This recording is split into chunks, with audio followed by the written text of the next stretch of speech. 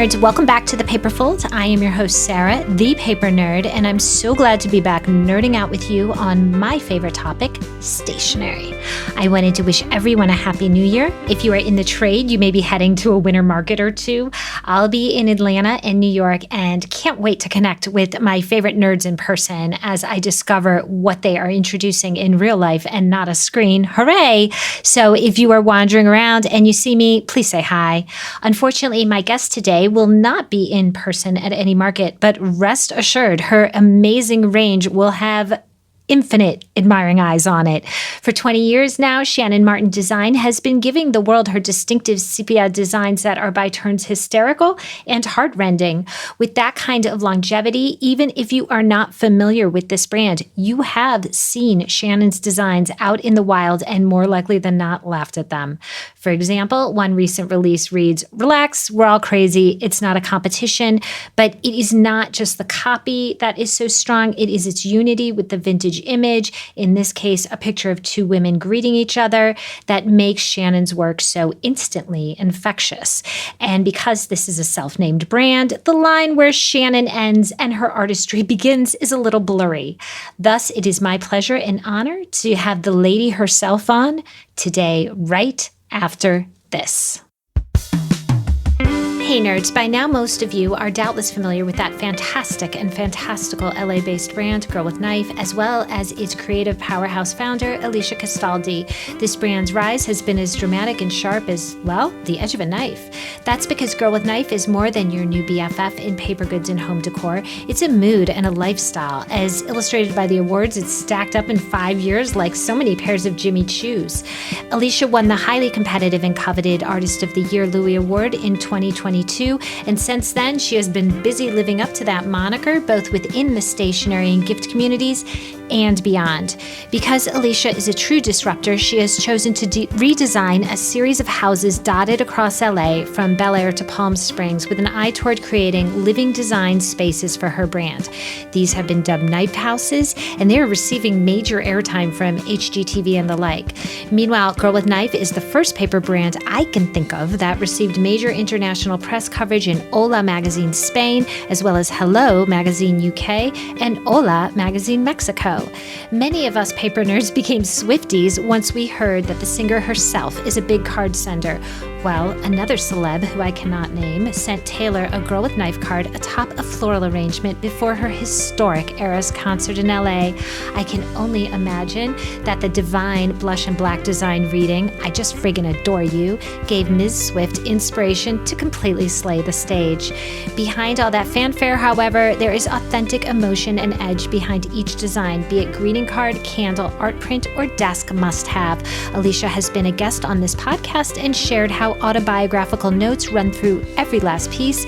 There is so much more than meets the eye. You will love exploring and discovering every last design. So, if you're a paper nerd out in the wild looking to express your best self as you uplift those you adore, head on over to girlwithknife, all spelled out.com, and immerse yourself. Meanwhile, if you are in the trade, shop this brand sensation exclusively on Fair 24/7. I guarantee your stationery, as well as your living and workspaces, will slay. Shannon! Welcome to The Paperfold. Thanks, dear friend. Friend of a long time, Sarah. Long time. A pleasure and an honor to be here. I respect you so much. And you do such a good job.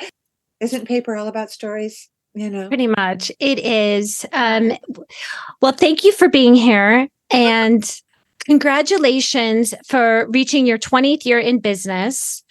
While your brand has evolved quite a bit during those 2 decades, what hasn't changed is that your work still effortlessly evokes emotion, whether laughter, encouragement, or tears in the best way. However, your perspective on what physical product you actually produce has changed.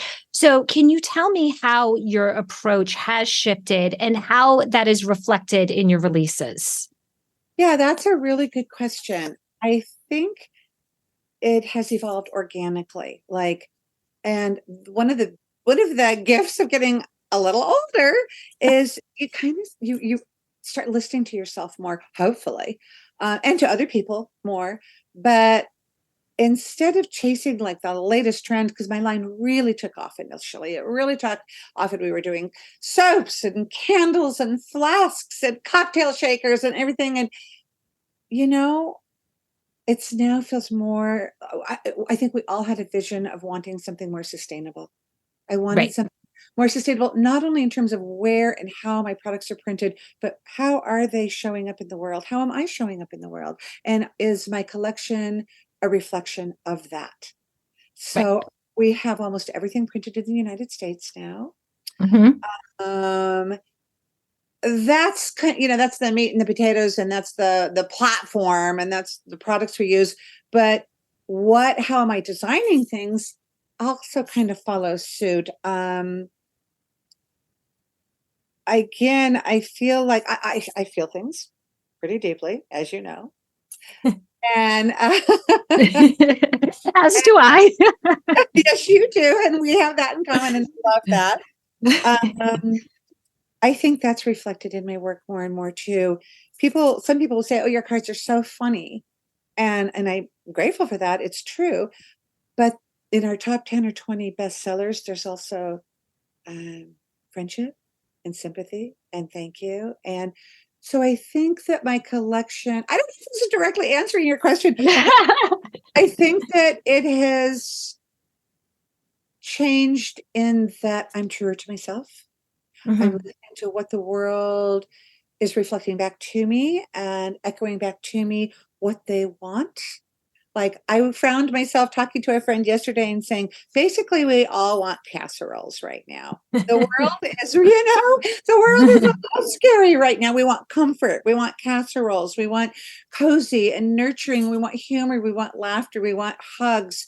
And in fact, to the point that we're introducing a new collection called Just Because. Awesome. Just Because. Awesome. I mean, and it's kind of a friendship category, but instead of the word friendship, which is a little formal,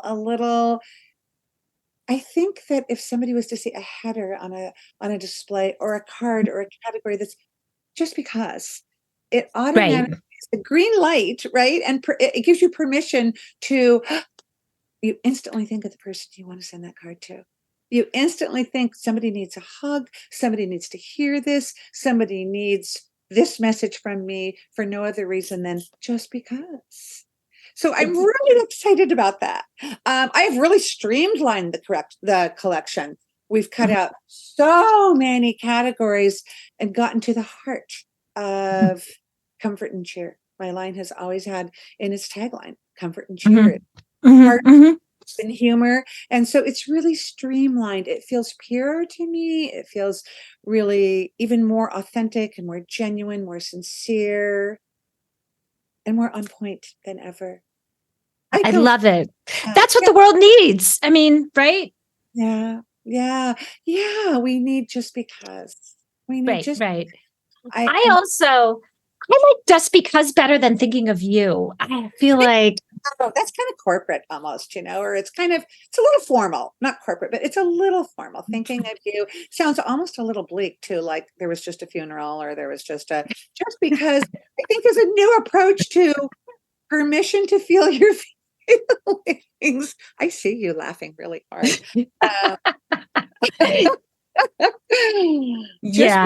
It's a little bit of a green light, isn't it? There's permission to feel your feelings, and you don't need a title as much as instantly, I'm going to give this to my sister or my friend or my dog walker or the nurse that just was so comforting in the, emergency room, or just because we need Just Becauses right now.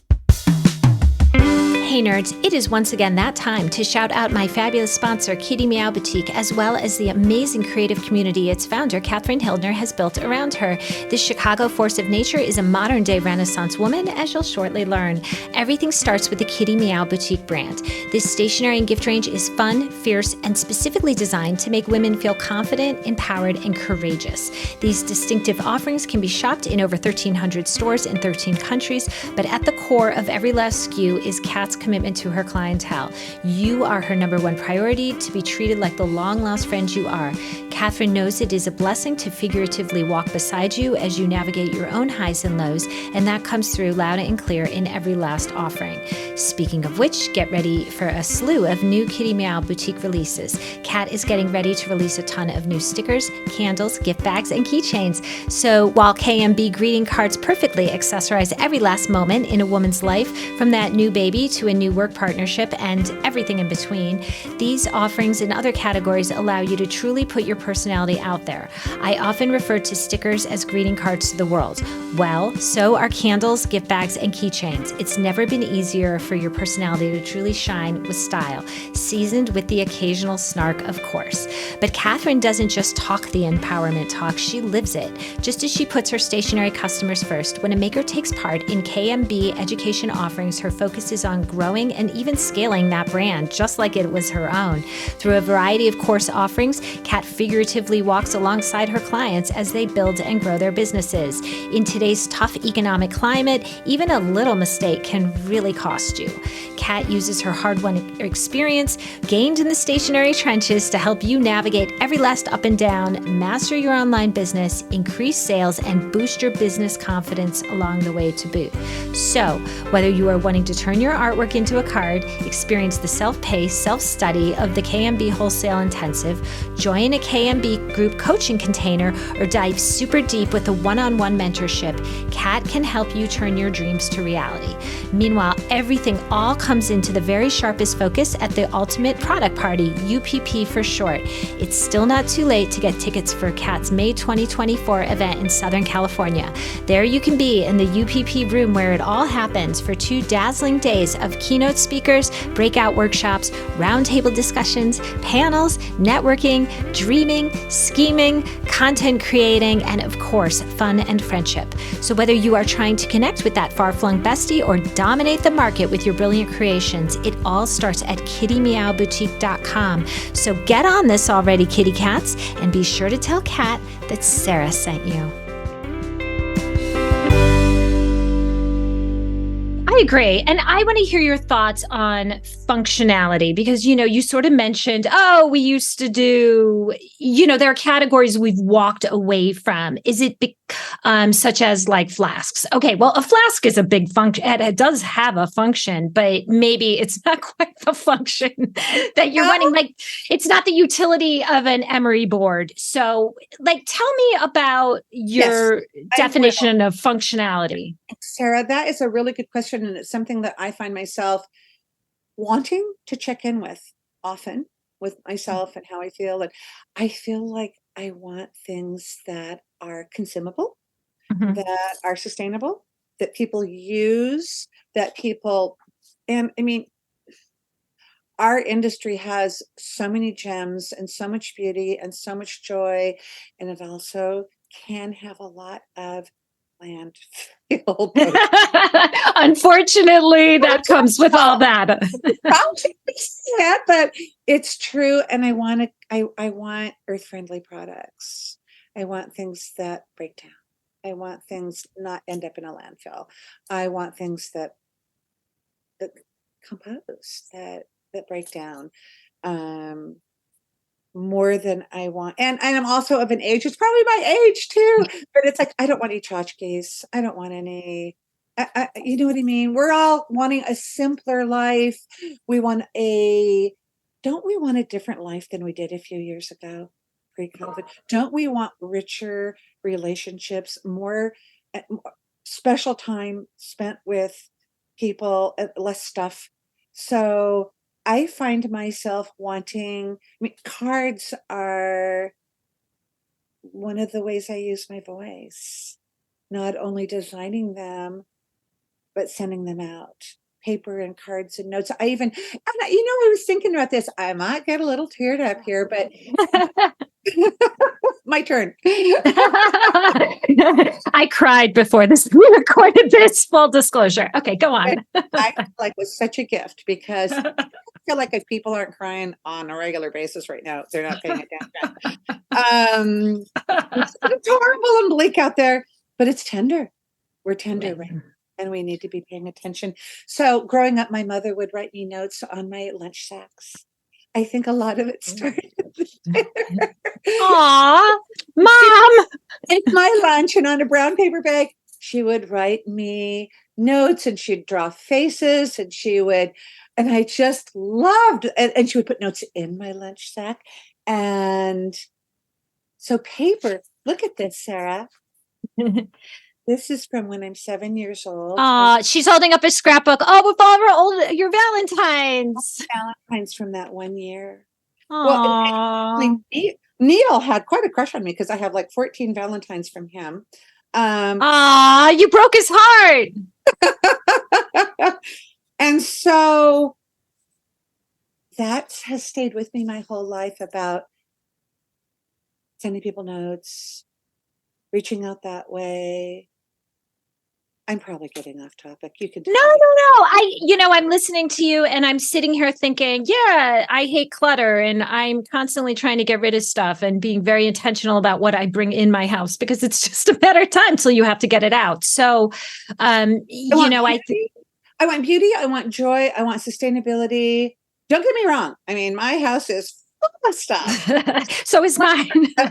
Antiques and a folk art and ephemera, and it's fabulous. I love to be surrounded by all of it, but it needs to serve a purpose. Yeah. It needs to tug at my heartstrings. It needs to mean something. Like I have a box. I'm going to hold up something else now. I have a box that's huge of letters my father wrote my mother in the war. And so I keep these nearby, and I just feel like I'm probably repeating myself. I'm famous for No, it's okay. Okay. Thanks, Sarah. I just feel like that's how it's changed what I'm collecting. I'm paying closer attention to what I feel is important, what is true, what is honest, what is authentic, what matters. I'm listening more to me, and I'm listening more to other people. Well, I love that. And I think as we've sort of collectively moved away from just attaining things and clutter, as people do start to emphasize experiences over possessions, let's say, stationery is the experience in the gift domain because it's the experience of getting something that you don't expect and this wonderful sentiment. And that's, and that's the magic of it. And maybe that is why it's resonating a bit more, with the populace the past couple of years, because it's not a thing, it's a experience. So moving on, it's an experience. It's not a thing. It's an experience. It's a tangible experience. I mean, when the mail comes to your house, if there's a letter to you, a card to you, doesn't your heart just flutter a bit? Don't you just feel special? Totally. And the card stays the same as you change over time. You change, but you're a different person every time you look at those Valentine's Day cards, but the cards stay the same. And so you've captured this moment, and it's very interesting with time, I think. That's a good point. Yeah. So when we chatted, I told you a little story about how my neighbor was getting divorced, and she had a pajama party with women only, and it was for her birthday. It was really fun, and everybody was giving her presents, and she was opening gifts. And one had a packet. It was many things, but it had a packet of your napkins, and she read what was on them, and the whole room stopped what they were doing, and everybody went wild. And it took every last ounce of strength for me not to ruin the moment by announcing that you were my friend. I really wanted to. But my question to you is how do you speak and directly engage consistently with that 30, 40, 50 something female audience? It's really amazing how you sort of can speak right to us. Thanks, Sarah. You're welcome. That's my world. I'm the youngest of 5. It was 4 girls. We were not a quiet, demure family. Females, loud, funny, My sisters are the funniest people I've ever met. We have to like take breaks from each other when we visit each other because we're like almost asthmatic, laughing so hard. And I've kind of recreated that. I keep replicating that, creating new family members and new sisters. I come from a long line of women who live out loud. And I think it's in my cells. And it kind of just is bubbling inside of me. And both the humor and the heartfelt stuff. So, yeah, I think my messages they're just kind of organic and automatic and things I find myself saying in conversations with people. I go, wait a minute, I'm going to write it down. Wait a minute, I got to write that down. Hold on, that's going to be on a card next week. That's going to be, and that's where the best messages come from, is that organic, spontaneous exchange in real life and then documented. And Totally. Totally. Like I have mixed drinks about feelings. I do too. Me too. I need some more.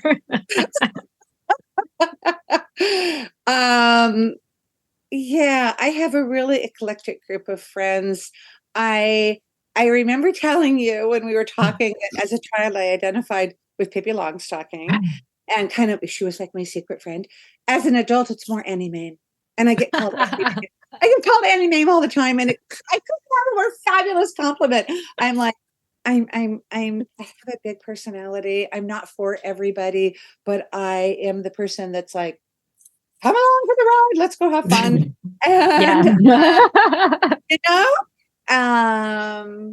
yeah. There's a little Calamity Jane in there, I think. Not a little, honey. Not a little, more than a little. In fact, my mother is on a pony. I have a picture of my mother on her pony. Of course you do.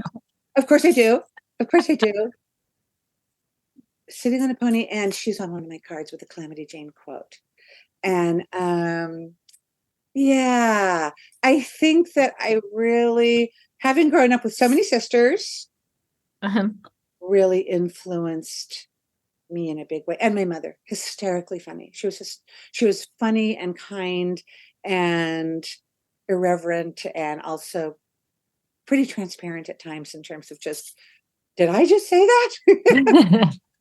Right. You sure did, and hold on, I'm going to put it on a card. So, and this really stemmed from us. My mother's dream before she passed was she wanted to live on a farm. And at one point in her life, she wanted to live on a farm. She had 5 kids in about, let's say, 7 years. And that's also, a lot. Yeah. Well, shall we talk about stress later? That's a lot of birthing. I called her the toaster later in life. She earned it. And so my sister, one of my sisters my sister bought a border collie dog and then decided it needed a farm. So she moved from the city and bought the dog 10 acres and then, and moved out there. And they built my mother a house next to him. So my mom got to move onto her farm. That was her dream. I would go down there in Portland. I'm from Portland. And we just sat outside for summer after summer after summer, going through family photos, her telling stories, us laughing, blah, blah, blah, blah, blah. And that's where this all started. Oh, I love it. Going through family photos. And now I use a ton of photos from other friends, families, some of my reps, some of my, sales managers, I have one sales manager who's perfect, but now become inclusive. And I'm trying to even get more diversified in the line and more inclusive. And so it's a very personal journey for me. I can sit here and once in a while, you talk about feeling tender, try going through your own family photos of your mother who's passed and your father who's passed and try to do that with a dry eye. I'm laughing and teary at the same time often. Like this is so special and so tender. And my mother loved what I was doing and was so proud of me. And so that stays with me all the time. Well, Oh, she's right here. Yeah. She's right here. And here's, she's all around me. I have pictures of her all around me.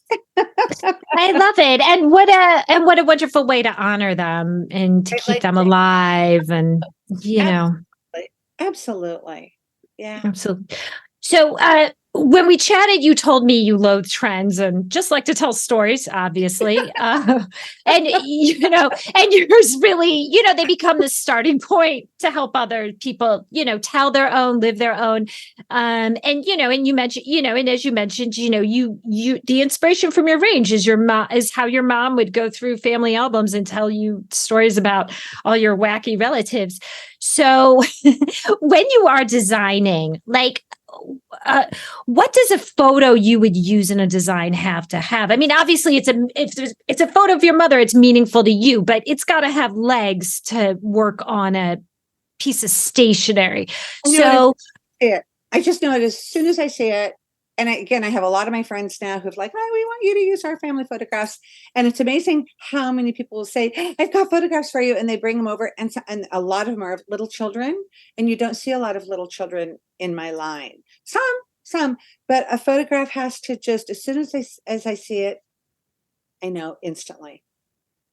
First of all, it needs to reproduce beautifully. So it needs to have clarity, but it also just needs to, you just have to look at this person and go, oh my Lord, whether it's beautiful and sweet and tender and gorgeous, and is going to make a perfect friendship or anniversary card or wedding card, or if you're just like, oh, I can have fun with this. And like, okay, is it okay that I say this about, this? And you kind of know, it's anything that really evokes a strong emotion.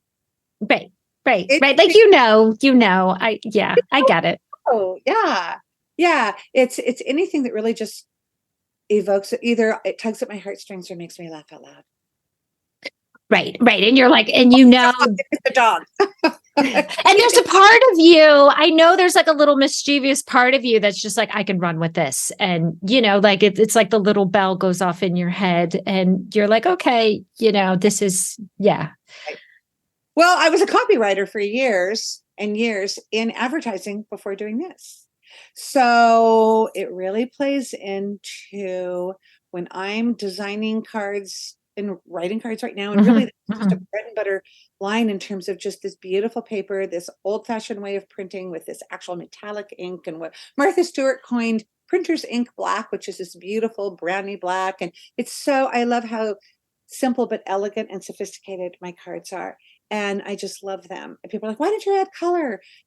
Maybe sometime a whole different line, but these are doing, better than ever. So when I am writing something now, I could write something that I think is hysterically funny. And it's probably not going to sell very well. But if I add this one word or I finish the greeting on the inside, that'll do it. So, and I'm doing my accounts a favor by making something and designing something that will perform well for them. We have, thousands of accounts in the country, and they say, you're paying our rent. I mean, people buy, I call my line. I always tell people that it's the Lay's potato chip of greeting cards. Yeah. People, the average card sales like between 5 and 6 cards per transaction. Which wow, a lot, So and Lay's potato chip, I hope you don't hear this. Oh, you can't stop with just one. Yeah, actually it's a compliment to Lay's potato chips too. So yeah, I love that. And of course, for those paper nerds who are not in the trade, when the markets roll around, when Atlanta rolls around, when New York rolls around, retailers go to booths and they're looking to you to provide something for their customers that not only to like give excitement to their assortments, but that they're going to buy and come back for. And that's a really important job. So you're absolutely right. I always tell customers, I don't go to trade shows very much anymore, but when I did, and still sometimes I do, and when I tell customers, I'm much more interested in your 17th order than I am your first. Right. anybody can buy something the first time. And I'm like, so that's why I want you to go in right. I want to help create a custom. And our sales director, our entire team has been really well trained and educated on how to present a collection and sell a collection so that so we're doing our customers a favor and a service of creating something that's going to perform really well. We want them to be very, very successful. And so it can be a little tiny bit pushy sometimes when selling the first order. I know, hard to believe, right? Come on, try it. You won't regret it. I want you to listen to me. I love it. I love it. We'll be right back after this.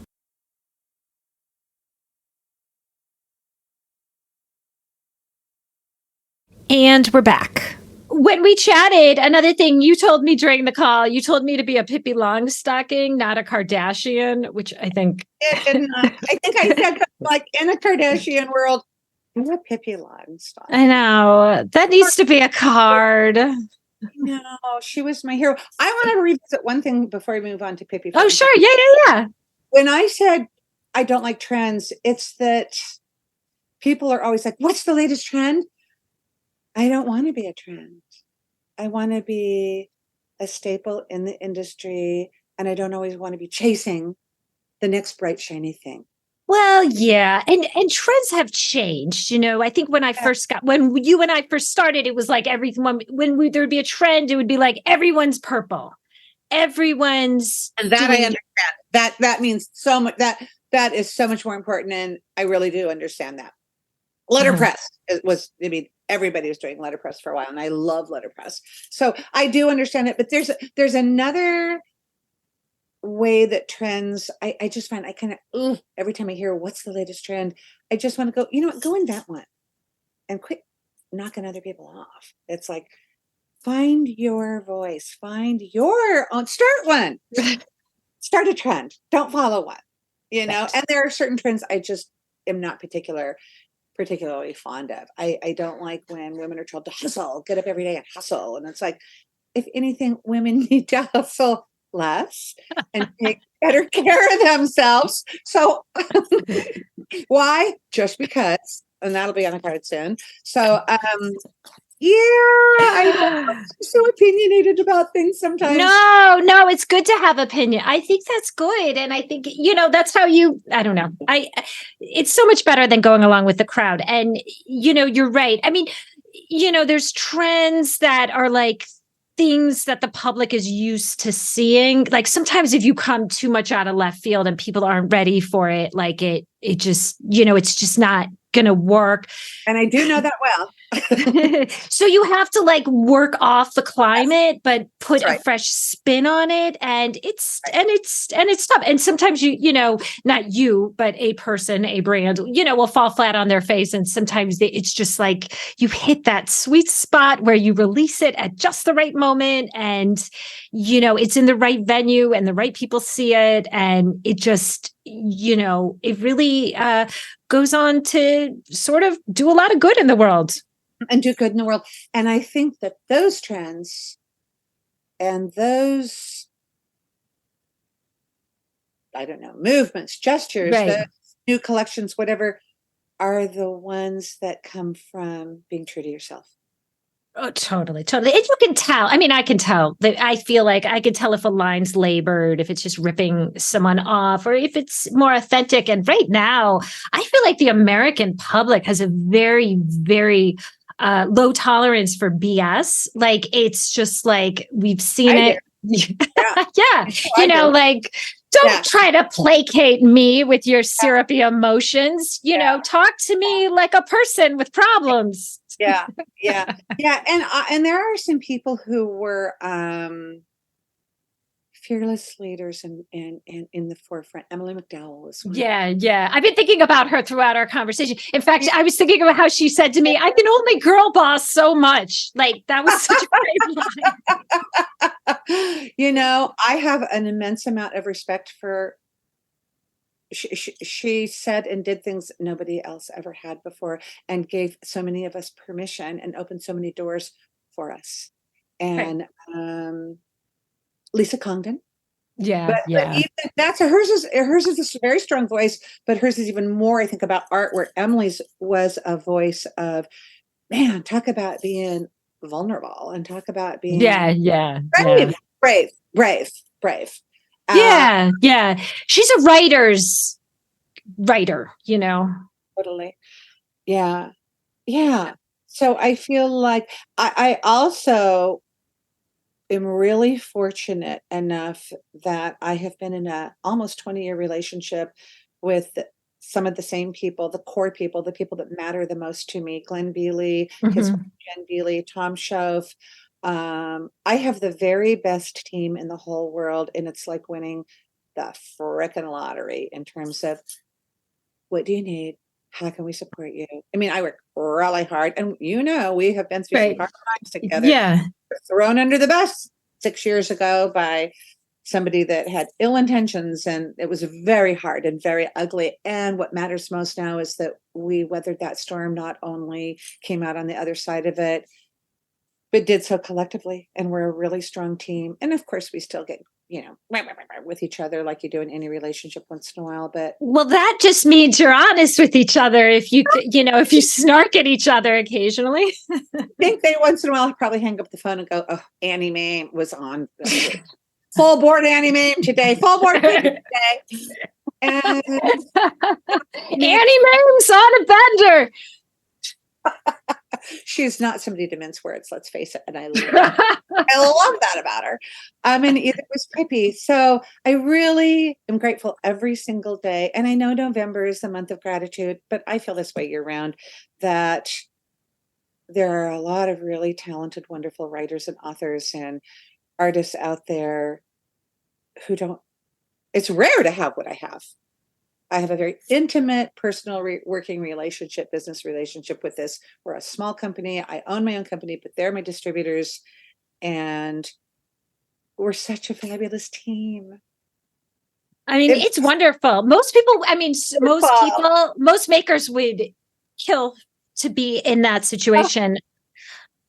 We look at it, support each other. They do the stuff I sure as hell don't want to do, all the administrative stuff and all the oversee the printing, and I'm like sending them snapshots of, look, don't you think this will be the next best-selling card? Glenn's going, absolutely. And we're family. We really have become family. We've really just become, I've watched their kids grow to when they were like couldn't even walk, and now they're out of college, and I've learned a lot from them. And it really fosters and nurtures and supports my vision and my dream. So it's an important part of the story. Oh, totally. And they're wonderful. They're just a wonderful community. I love seeing what they're up to. They're always doing something interesting. They just look how they're refresh with Bealey and Schoaf. Yeah, totally. And they just did the Louise Mulgrew. I love her work. Gorgeous. They are doing something, which is what the original Madison Heart Greetings did. And so, their refresh, which no longer exists in any shape or form, but what Bealey and Schoaf is doing now with all the artists from all around the world, it's a beautiful collection. Yeah, and so I'm proud to be part of it. Yeah. It is a beautiful collection. And they really are on the forefront of, what's new in terms of like right now, everyone's talking about British design. So, okay, they're bringing that in, but at the same time, they have like this, not to call you a property, but like this classic, property, Shannon, Shannon Martin. So they can, we can build you an assortment. We can give you the new, we can give you the, the classic, the tradition that is going to do well, and we can, make something that your customers are going to respond to. I go ahead. I'm sorry. No, you go. That was all I had. Well, they have their own collection, Bealey and Schoaf collection, with all these assorted artists, and then I have my own line and own catalog and whole brand and stuff. But I think we just what they represent and what they cover and carry, and of course mine, they're sendable. They're sendable cards.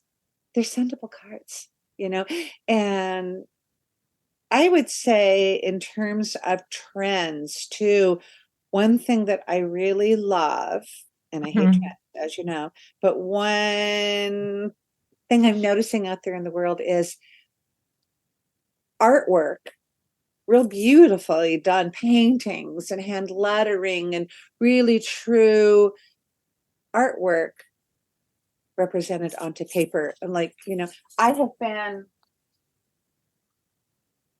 making my own postcards. Oh, cool. Oh, fun. And sending them out and, painting. I do collage and I do watercolors and I do painting and sending out. So I just think that the whole paper thing, and Sarah, I've learned so much from you over the years too, in the 20 years. It's like, no, really, when we talk about trends and you're talking about certain artists or certain trends or certain, whether it's the color wheel or there really are, I guess there should be another word for trends because I tend to agree. It's almost like currents, like things. It's like genres, trends, movements, whatever, collections, whatever, because stationery trends is so valid and so relevant. And we learn so much from your point of view and from your contributors and things too. And so thank you. Yeah. Well, I like to think of, when you see something, when you see a lot of people doing one thing, whether it's a emotion, whether it's, there's a reason, there's usually a reason behind it. So I'm always curious to kind of get in on the ground floor, so to speak, and be like, why am I seeing this? Yeah. I'm coming up with something brand new right now. The Just Because collection. No. And that is what we need. And that's what we need. We need to hear from our friends randomly, not expecting it, and to have like these little lifts. What do they call them? Glimmers, those moments that we lean into. A little hope, a little heart, and a lot of humor.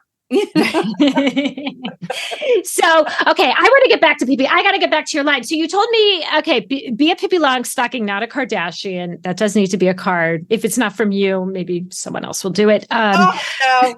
They better not. Listen to this. Please don't knock me off. I'm sorry. But not everybody. I was a big fan of Pippi Longstocking. I had the books, and I also remember the movies. There were these movies when I was growing up. And that girl who they had play her, she would always just get, like, people would just get so enormously angry at her, and it was just like so fabulous, the predicaments she would get into. So as a child, that's one of the things I liked so much about her, is she wasn't soft-spoken and sweet and polite all the time. She was actually an activist. She stood up to bullies. She, I didn't know. It's interesting now to think about that story, because where that came from was, in real life, a little girl who is really sick and in bed for quite a while. And she looks at her mom one day and says, "Tell me a story about Pippi Longstocking." Made it up on the spot, made the name up on the spot, looked at her mom, and her mom didn't miss a beat and said, "Okay," and just started telling her a story.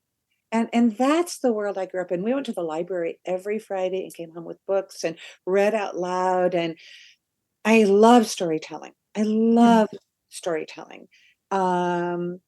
So this little girl asks her mom to tell her a story about Pippi Longstocking, and her mother, who is, what's her name, the author's name? I should know that. I do know that. It is Astrid Lindgren. And Pippi Longstocking has this big, huge, long name with like 7 or 8 names in it too. But so her mom writes this story, and it's funny that I never noticed as a kid, because I feel things so deeply. I never noticed that her mom had passed at a very early age when Pippi was a child. I never noticed that, or I would have hated it. Well, she's sort of an orphan. I mean, she's sort of a ragamuffin. Like, her hair's all over the place. Tattered clothes and her braids. And she wears those shoes that are like 2 sizes too big for her.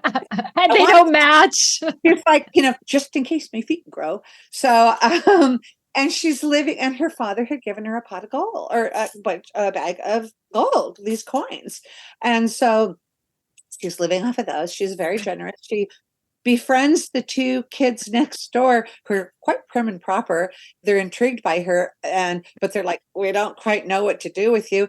I just remember her having like tea parties with the horse who was called Horse. And then what was her monkey's name? Mr.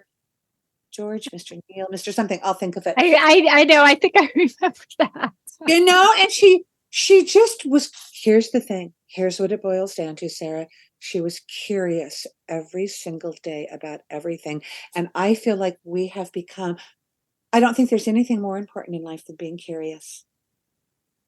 I agree. And thinking as opposed to responding, like experiencing things. But it makes so much sense that it was created for basically, a girl confined to bed because she's so powerful and she's so in charge of her own destiny. That's such a good point. And so every single day, Pippi Longstockings goes on an adventure. And I mean, adventures right in her neighborhood, and stuff. She'll find things that she thinks are just like treasures. And it's like maybe a bottle cap and a popsicle stick and and that speaks to me too, because my favorite artist in the whole world is Joseph Cornell, who does right. Oh yeah. The collages and stuff. So it's all kind of the same thing, whether you're telling a story through words or pictures or art. And again, I loved how fearless Pippi was. And I still love how fearless she was. She wasn't a scared little girl. She was like, and she stood up to bullies. Yeah. No, she was always just doing whatever she felt like doing. Like, let's go sailing. And let's have a tea party in the house with the horse and the monkeys. And it's like, yeah. We need more of that. Less Kardashians. More Pippi. Less desperate any wife. I've been writing a lot at the magazine, and I've been pushing this in my own life about having a stationery practice, which is what I decided to call it, when just that practice of sending out cards, mailing cards. I have a list of people, and I'll set aside some time, and I'll write one person on the list. I'll send them this card or that card. So, but you refer to it as a ritual, which I love. You're way ahead of me. You've been doing it probably for a decade. I'm not. What I do is I find that I freeze up sometimes if it has to be too regimented. Like, oh my God, so right behind me, I have like, all my little cards and envelopes and postcards, and I get my favorite stamps, and I have a candle, and I even have sage, and I have like, so that right in the moment when I'm thinking of somebody, I reach behind me and I'll pull a card, and I will write a note to them, and I'll put a beautiful stamp on it and some washi tape and rubber stamp it and send it. And it feels like a gift to myself and to the person I'm sending it to. It is. It is. I'm surprised you do it though, like just impromptu. For me, I'm such a planner. I'm like, okay, this is my list. And then when I have a moment, I'm going to do it. Yeah. I'm such a list person, but it's more about work. And so to me, this is more personal. And I do send out birthday cards, but I think I send out probably more just because cards than I do birthday cards. I'm so touchy-feely. I am so touchy-feely. In fact, somebody said something to me yesterday. They said, and it was somebody I care so much about and respect so much. She said, we were talking, and she said, I can hear your feelings through your voice. I hear exactly how you feel when you're talking. And I thought, that's a lovely thing to say. And I hope that translates into how I design my product, Right. Yeah. Well, totally. Well, you have a strong personality, and I do feel like when I get your coaster, like I can hear you saying, like it's you saying it. And so, of course, the people who love you and know you, they're like, oh yeah, I can hear it in your voice. Well, thanks, honey. I think about cards too as I think there's a lot of people who feel like the same as what we were talking about, that we might not need anything. We might not need a gift, or it could be flowers, it could be chocolate, or it could be a beautiful gift. Don't get me wrong. I love stuff, but I feel like, the right thing. Whereas maybe people don't need as much, their friends don't need as much stuff, and maybe people don't have as much to spend. They have some time to be thoughtful. Maybe people have a little more time. It started in COVID, really. You have more time than you did money when people were losing their jobs or were without work for a while and stuff. So you can sit down and you can buy a beautiful card. And I love, don't you love picking out stamps? Oh yeah, I have a whole drawer. I mean, when you were saying your ritual, like I have a whole drawer of stamps and washi, and I, coordinate it. It's like, it's ridiculous, but it brings me so much joy. And I hope that it brings whoever gets it joy and they don't roll their eyes at me. Yeah. On the back of every one of my catalogs and sometimes in my ads and stuff, it says every picture tells a story. Yeah. Yes. Kind of sums it up for, kind of sums it up for my collection and the people in the photos and me and my life. And they're all kind of the same. And that's probably, to go back to your very first question, that's probably really what's changed, is how I approach working now. Is it feels even more personal, more special, more on purpose and on point than ever. Oh, I love that. And also, like, you're an expert now. I feel like when you started, like when I think about stationery trends, when we started, like I was finding my stride and I was trying things and seeing if they worked and seeing what people responded to and, figuring it out. Like now you figured it out and now, you can just keep creating and building on your earlier collections. There's still a lot of challenges. And like we just found out, we have these beautiful wooden displays that are, again, sustainable, and they're shipped flat and they're really ecological. They're the way they're designed, and they're and the people who were making them can no longer do the color that we wanted. And now we have to reinvent the wheel there. So it is, when you get to a certain level and you have to kind of stay there. Luckily, again, I have the best team around me in the whole world. Not just, even like just assistants and designers and people. Yeah. Oh, I love it.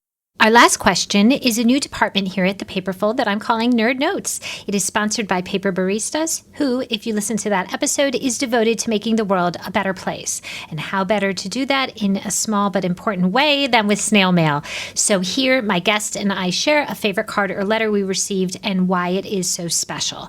Just the first one that comes to your head that you are comfortable sharing. I'm going to break the ice and share another one. So let me preface.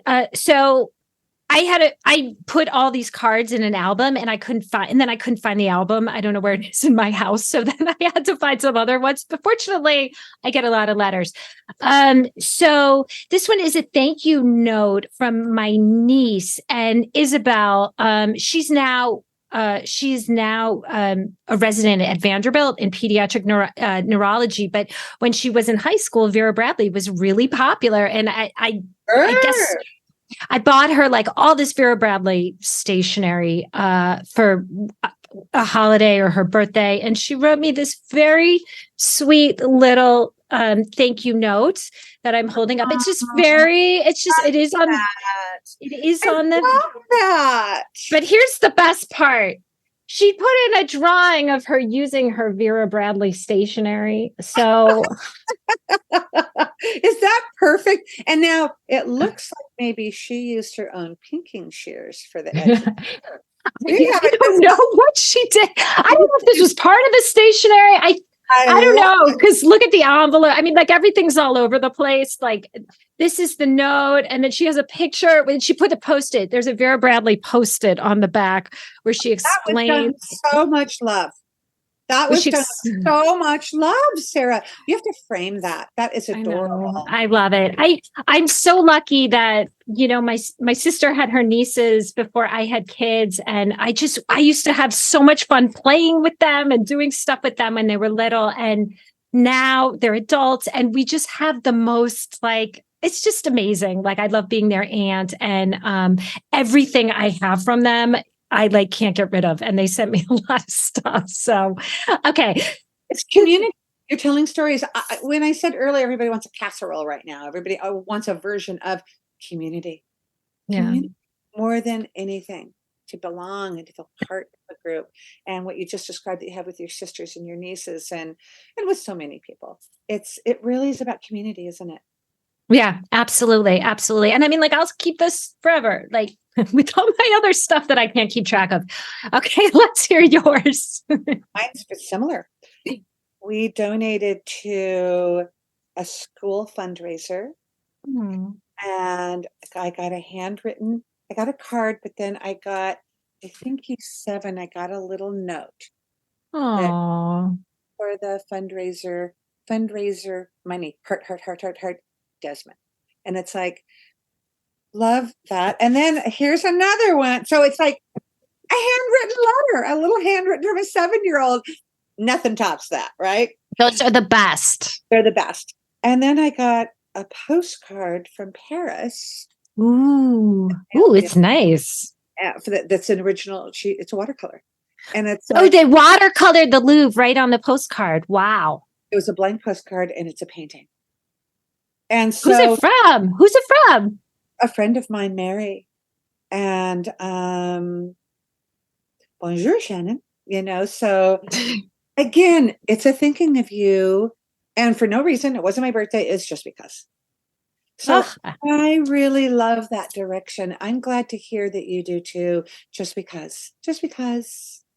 And just because we need that right now more than ever. Hugs, chocolate, flowers. Let me cry on your shoulder. You can cry on mine. Let's laugh really obnoxiously hard together, really loud, and make people uncomfortable. Just because. Let's whatever. I'm really good at that. It beats the alternative. Just because. Yeah. It's so fun with you. I know, this is fun. I could do this. I could do this for a while. I'm glad that I finally had you on, that I caught you, that technology agreed, fingers crossed, and that it's such a treat to see you and get to spend time with you. About you, everybody in this industry just respects you and admires you so much. You do so much for the industry. I don't know if anybody really understands. Some people I'm sure do, but GCA people and stuff, but probably most of the people just have no idea how hard you work behind the scenes, helping to support the stationery industry. I'm really grateful for it.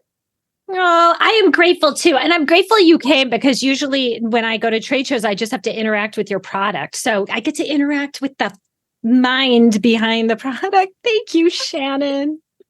Thanks, Sarah. You're a doll. And let's keep sharing the goodness, honey, just because we do. Everybody needs it right now. Little hope, a lot of heart, and a lot of humor. Thank you so much, Shannon, for dropping in the Paperfold. What a treat it was to catch up and get a window into your incredible world. Finally, thank you for listening. Of course, feel free to give me a 5-star rating and review if you're so inclined. The Paperfold is proud to be a member of the Evergreen Podcast Network. To learn more about this dynamic community, please visit evergreenpodcasts.com. Thank you so much, nerds. Please stay safe out there.